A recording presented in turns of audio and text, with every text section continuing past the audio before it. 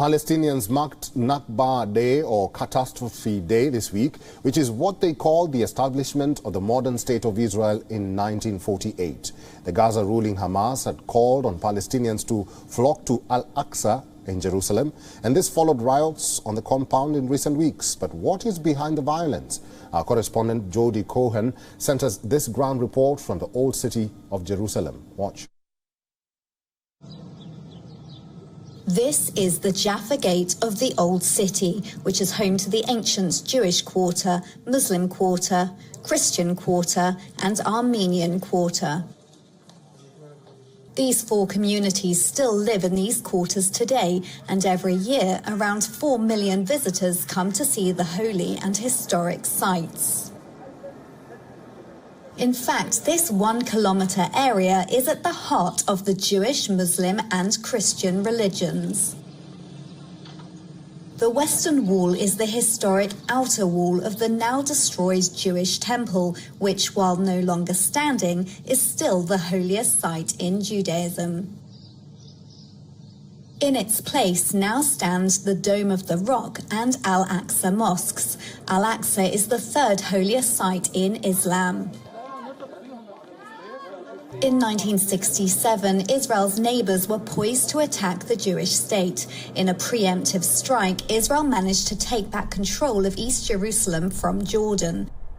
The two countries agreed that Jordan would cooperate with Israel to manage the Temple Mount Al-Aqsa compound. Today, non-Muslim visitors can visit the site through the Mughrabi Bridge, although the visiting hours are limited. So far in 2022, around 30,000 have visited. When Jews visit, they say they often face shouting and intimidation.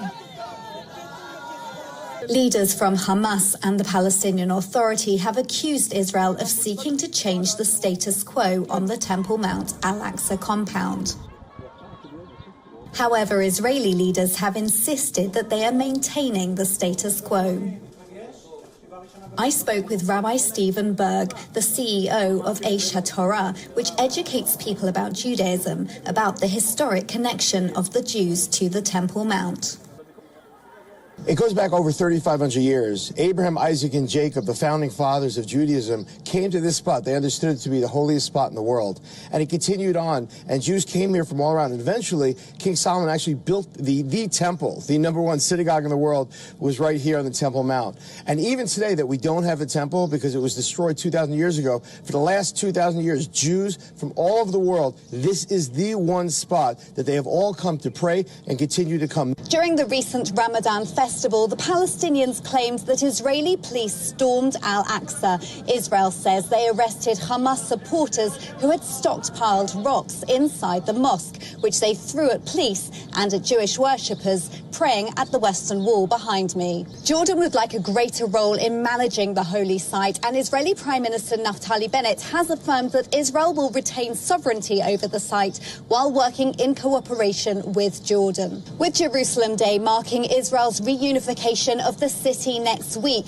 and the anniversary of the end of the Israel-Hamas conflict last year, it remains to be seen if Jerusalem, which means city of peace, will see peace return or an escalation in violence. This is Jodie Cohen for WION. World is One. WION is now available in your country. Download the app now and get all the news on the move.